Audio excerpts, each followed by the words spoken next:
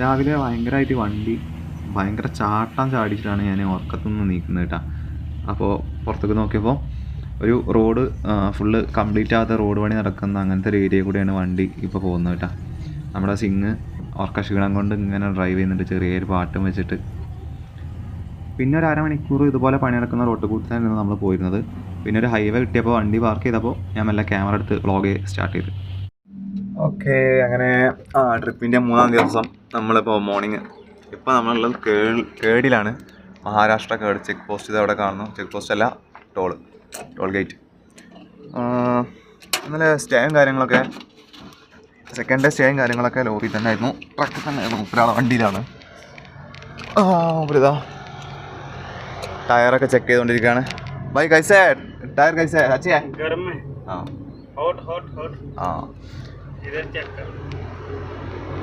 ചൂടാണെന്ന് പറയുന്നത്. ടയർ കുറേ ഓടിയിട്ടേ ഭയങ്കര ചൂടാണ്.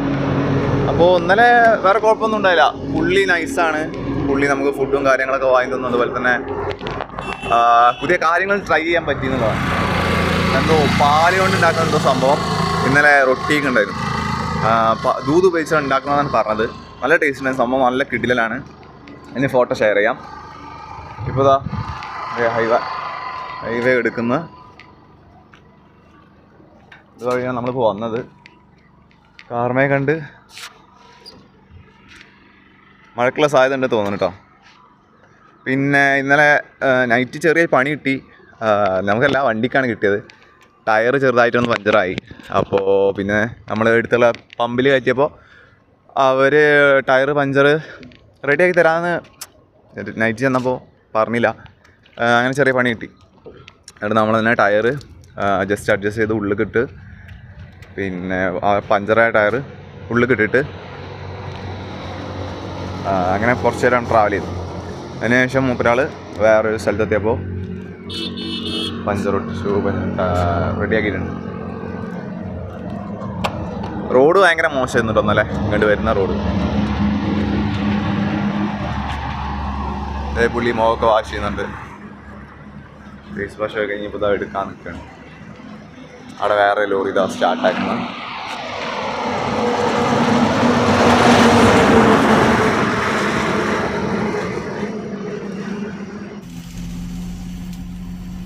പിന്നെ ഉള്ള വഴി എന്ന് പറഞ്ഞാൽ ഇങ്ങനെ ചുരം ഇറങ്ങുന്ന പോലെയുള്ള റോഡും, ദൂരമൊക്കെ നോക്കിക്കഴിഞ്ഞാൽ ഒരുപാട് വലിയ കുന്നുകളും മലകളും അതിൻ്റെ ചുറ്റിലായിട്ട് കോടയും. രാവിലെ അതുകൊണ്ട് നല്ല കോടയും നല്ല തണുപ്പും ഒക്കെ റോട്ടിൽ കൂടെ ഇങ്ങനെ ചുരം ഇറങ്ങുന്ന ഒരു വഴി പോലെ സ്പീഡ് ബ്രേക്കറും കാര്യങ്ങളൊക്കെ ആയിട്ട് അങ്ങനെ ഇറങ്ങി. പിന്നെ നമ്മളൊരു സ്ഥലത്തെത്തിയപ്പോൾ വണ്ടി പാർക്ക് ചെയ്ത് ഒരു ഹോട്ടലിൽ കയറി ചായ ബ്രേക്ക്ഫാസ്റ്റ് കുടിക്കാൻ വിചാരിച്ചു. ലോറിൻ്റെ പാർക്കിങ്ങും അതുപോലെ തന്നെ ഒരു പഞ്ചർ ഷോപ്പും, അങ്ങനെ ലോറിക്കാരെ അതുപോലെ തന്നെ വണ്ടിക്കാരെ ആശ്രയിക്കുന്ന ടൈപ്പ് ഒരു ഹോട്ടൽ. ഇതാണ് നമ്മുടെ ലോറി വരുന്നത് കേട്ടോ, നമ്മുടെ ട്രക്ക്. പിന്നെ ഹോട്ടലിനെ പറ്റി പറയുകയാണെങ്കിൽ ഇപ്പോൾ ഹോട്ടലിലെ വിഷ്വൽസാണ് നിങ്ങൾ കാണുന്നത്. ഹോട്ടൽ എന്ന് പറയുമ്പോൾ പുറത്ത് ഇതുപോലുള്ള അധികം ഹോട്ടലിൽ ഇങ്ങനെ പുറത്ത് ഇതുപോലുള്ള ടേബിളും അതിൻ്റെ നടുവിൽ ഒരു പലക വെച്ചിട്ട് രണ്ട് സൈഡിൽ വലയിൽ നിന്നിട്ടാണ് നമ്മൾ ഫുഡ് കഴിക്കുക. ആ പലക ഒഴിവാക്കി കഴിഞ്ഞാൽ അവർക്ക് എടുക്കുകയും ചെയ്യാം. ഹോട്ടൽ എന്നൊക്കെ പറയുമ്പോൾ നല്ല വിശാലമായിട്ട് ഒരു 2 ബസ്സത്തെ ആൾക്കാരൊക്കെ പ്രതീക്ഷിച്ചിരിക്കണം. അങ്ങനത്തെ കപ്പാസിറ്റി ഉള്ള അത്രയും ആൾക്കാരെ എന്താ പറയുക ഇൻക്ലൂഡ് ചെയ്യാൻ പറ്റുന്ന തരത്തിലുള്ള നല്ല സീറ്റിംഗ് കപ്പാസിറ്റി ഉള്ള ഹോട്ടലാട്ടോ. നല്ലൊരു ആംബിയൻസിൽ യാത്രക്കാരെ പ്രതീക്ഷിച്ചുകൊണ്ട് ഹൈവേയിൽ നല്ലൊരു ആംബിയൻസിൽ ഉണ്ടാക്കിയ അങ്ങനത്തെ ഒരു ഹോട്ടലാണ് ഇവിടെ കാണുന്നത്. പിന്നെ വീണ്ടും നല്ല വിഷ്വൽസ് കിട്ടുമ്പോൾ ഞാൻ ക്യാമറയെ പകർത്തും.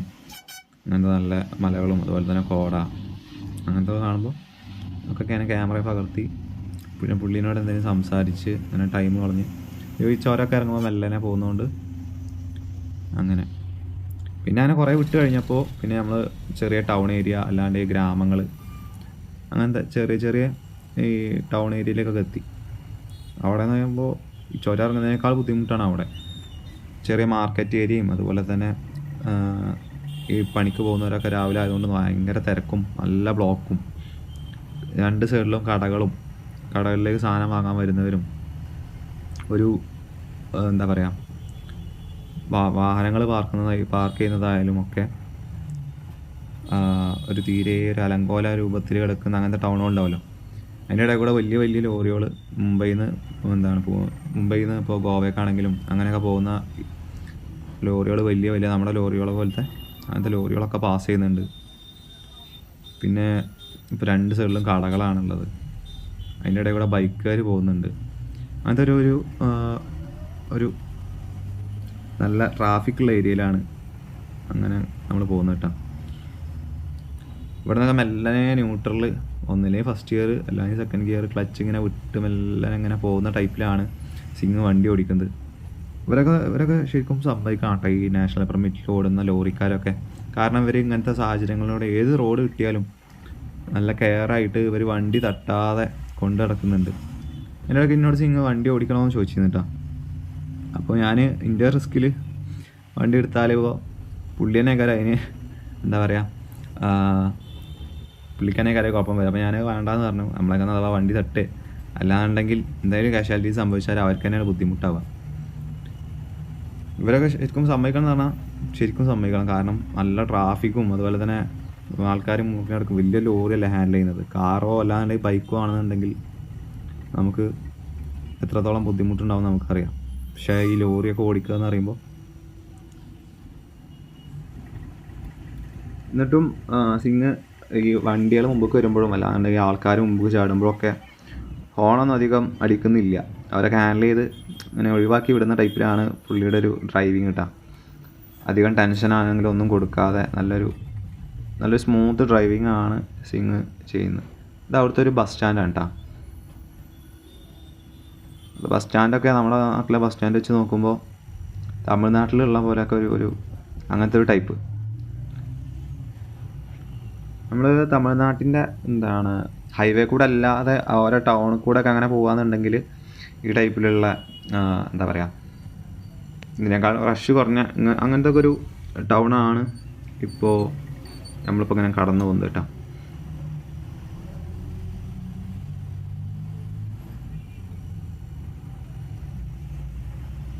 പിന്നെ നമ്മുടെ നാട്ടിൽ ഒരുപാട് കാലങ്ങൾ മുമ്പുണ്ടായിരുന്ന ഓട്ടോറിക്ഷകളും അങ്ങനത്തെ ഒരു മൂക്കുന്തിയ ടൈപ്പ് ഓട്ടോകളൊക്കെ ഉണ്ടല്ലോ, അങ്ങനത്തെ ഓട്ടോകളൊക്കെ ഇവിടെ എപ്പോഴും ഉണ്ട് കേട്ടോ. ഇവരൊക്കെ എപ്പോഴും യൂസ് ചെയ്യുന്ന അങ്ങനത്തെ ടൈപ്പ് ഓട്ടോകളും പിന്നെ നമ്മുടെ നാട്ടിൽ കാണുന്ന പോലെ ഓട്ടോകളൊക്കെ ഇപ്പോഴും ഇവരുടെ നിരത്തുകളിൽ ഉണ്ട് എന്നുള്ളതാണ്.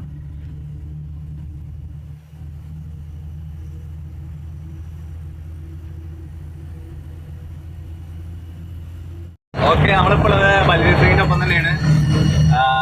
പുള്ളി ഇപ്പോൾ നമ്മളവിടെ ഇറക്കി വിടും. 2 കിലോമീറ്ററും കൂടി ഉള്ളൂ ഇനി. മുംബൈക്ക് പുള്ളി വരുന്നില്ല. പുള്ളി നമ്മളെ മൻവേലിൽ ഇറക്കി വിടും. പുള്ളി പോകുന്നത് നവശിവയ്ക്കാണ് പുള്ളി പോകുന്നത്. ലോഡ് കുറച്ച് ഫാനും കാര്യങ്ങളൊക്കെയാണ്. അപ്പോൾ അത് അവിടെ ഇറക്കി കൊടുക്കാൻ വേണ്ടി പുള്ളി അങ്ങനെ പോകുന്നത്. അപ്പോൾ ഒരു നൈറ്റ് മുഴുവൻ ഞാൻ ലോബി സ്പെൻഡ് ചെയ്തു. ഇന്നലെ വൈകുന്നേരമായിട്ട് കയറിയതാണ്. കയറുമ്പോൾ തന്നെ പറയുന്നത് ഈ ചെക്കിങ് ട്രാവലിങ് കാര്യങ്ങളൊക്കെ അറിയാം. വേറൊരു ആൾക്കും കാണിച്ചു തന്നു. പിന്നെ ഫുഡും കാര്യങ്ങളൊക്കെ പുള്ളി വാങ്ങി തന്നു. ഞാൻ രാത്രിക്കത്തെ ആണെങ്കിലും വൈകുന്നേരത്തെ ആണെങ്കിലും ഇന്ന് രാവിലത്തെ ആണെങ്കിലും ഒക്കെ വാങ്ങി തന്നു. ഫുള്ള് വാങ്ങി തന്നു. പുള്ളിയുടെ വയ്ക്കുന്നതൊക്കെ. പിന്നെ എന്താ പറയുക, പുള്ളി തന്നെ പറഞ്ഞു 26 വയസ്സുള്ള എനിക്ക് 20 ഉള്ളൂ. അപ്പോൾ ഒരു പയ്യാനെ പോലെ കണ്ടാൽ മതി എന്നാണ് പുള്ളി പറഞ്ഞത്. പുള്ളിയുടെ കുറേ പുള്ളി വരുന്നത് ഫാമിലി കാര്യങ്ങളൊക്കെ കാണിച്ചു തരും. അതുപോലെ തന്നെ അവർ വിളിക്കുകയൊക്കെ ചെയ്തു.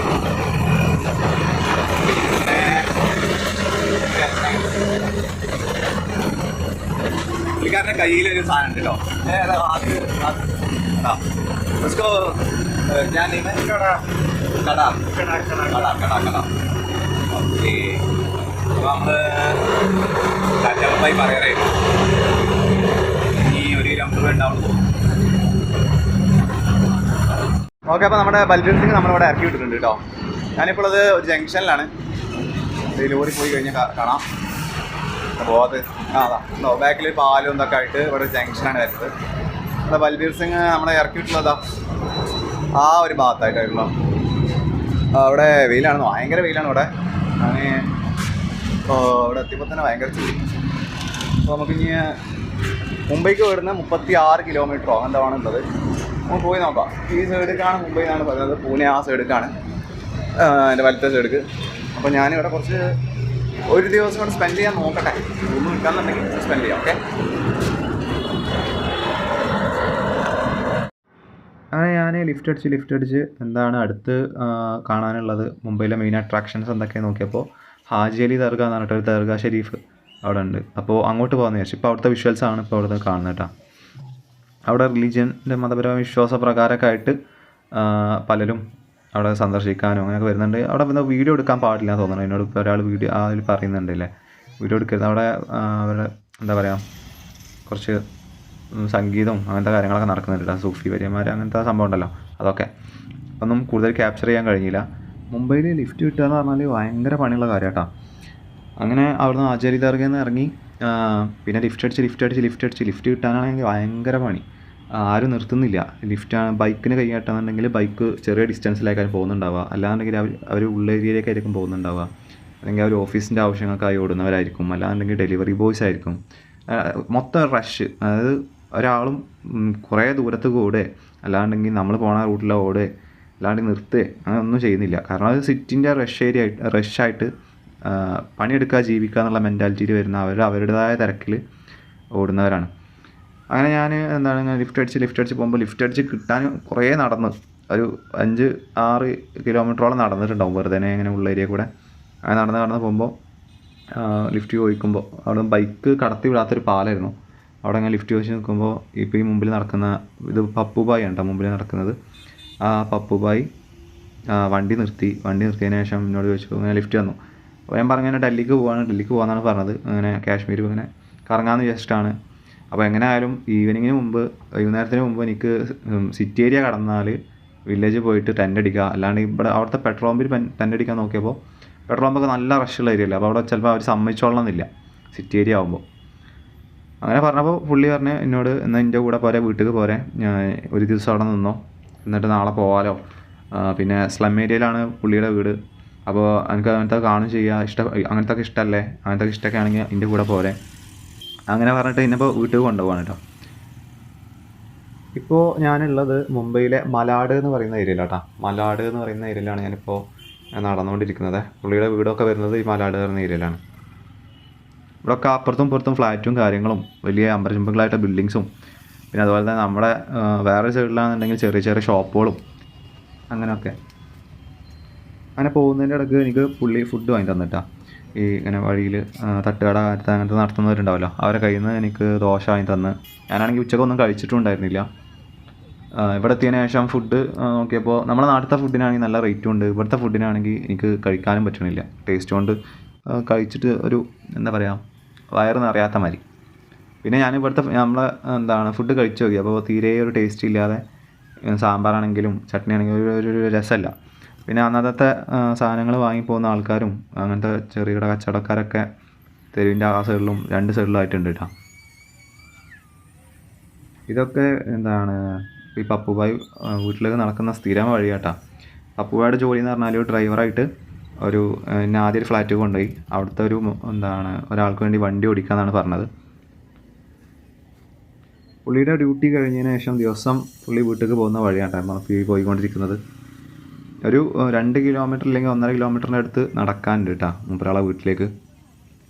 ജോലിക്ക് പോയി വരുന്നവരും, പിന്നെ അതുപോലെ തന്നെ ഇപ്പോഴും ജോലി ചെയ്യുന്നവരും, പിന്നെ വീട്ടിലേക്ക് ആവശ്യങ്ങൾക്കായിട്ട് സാധനങ്ങൾ വാങ്ങിക്കാൻ വരുന്നവരും ഒക്കെ ഈ ഓഫീസ് ടൈം കഴിഞ്ഞ് വരുന്നവരൊക്കെ ഉണ്ടല്ലോ, അതിനൊക്കെ ഒരുപാട് പേര് ഈ വഴിയിൽ അങ്ങോട്ടും ഇങ്ങോട്ടും പാസ് ചെയ്യുന്നുണ്ട്.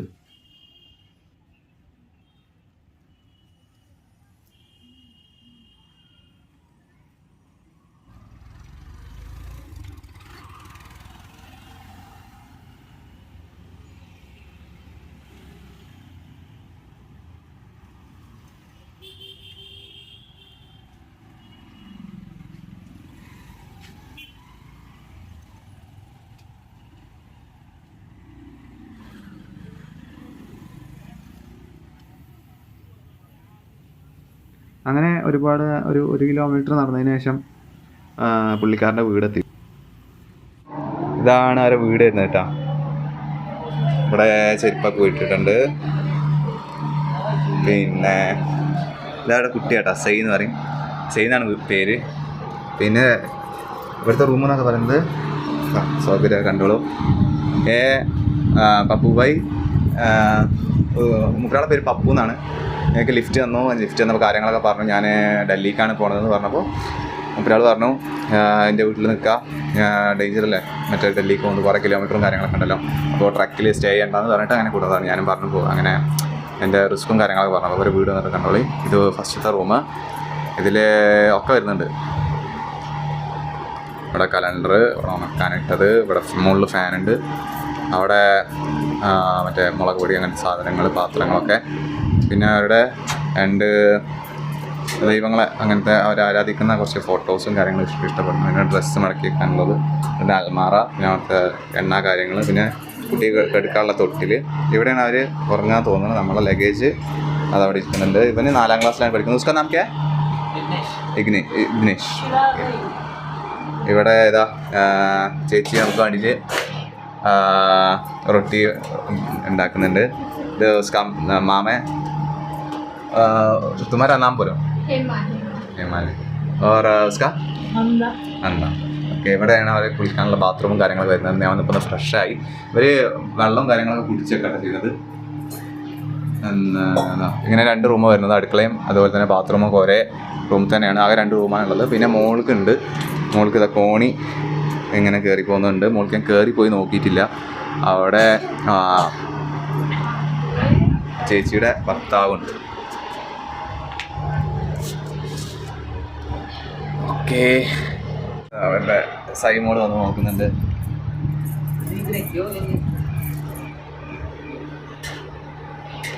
ഇത്രയും നമ്മൾ വേറൊരാളായിട്ടും നമുക്കൊരു സ്റ്റേ തന്ന പപ്പു പോയിക്കോ, താങ്ക്സ്. ഇനി നാളെ പോകണം. എന്താണ് ഡൽഹി വെച്ച് പിടിക്കാൻ ഇഷ്ടമാണ്. ഇവിടെ നിന്ന് 1400 കിലോമീറ്ററാണ് വരിക. ഓക്കെ, പിന്നെ വീട്ടിൽ നോക്കുകയാണെന്നുണ്ടെങ്കിൽ 1200 കിലോമീറ്ററാണ്. ഇവിടുത്തെ ചേച്ചിയൊക്കെ ഭയങ്കര ചേച്ചിയുടെ അമ്മ അവരോട് ഡൽഹിക്ക് പോവുകയാണെങ്കിൽ ചെക്കിങ് ചെയ്യാന്നൊക്കെ പറഞ്ഞപ്പോൾ അവർക്ക് കാര്യങ്ങൾ പിടുത്തം കിട്ടില്ല, എങ്ങനെയാണ് പോകുന്നത് അങ്ങനെയൊക്കെ ചോദിക്കുന്നത്. ഓക്കെ, ഇതാണ് അവരുടെ മുകളിലത്തെ നിലയായിട്ട് വരുന്നത് കേട്ടോ. ഇന്ന് അവിടെ സ്റ്റേ ചെയ്തിട്ട് നാളെ പിന്നെയും ബാഗും തൂക്കി ഇറങ്ങാനാണ് പ്ലാന്. അപ്പോൾ ഓക്കെ, ശരി. അപ്പോൾ എല്ലാവരും സബ് ചെയ്യുക, ലൈക്ക് ചെയ്യുക, ഷെയർ ചെയ്യുക. Okay, by.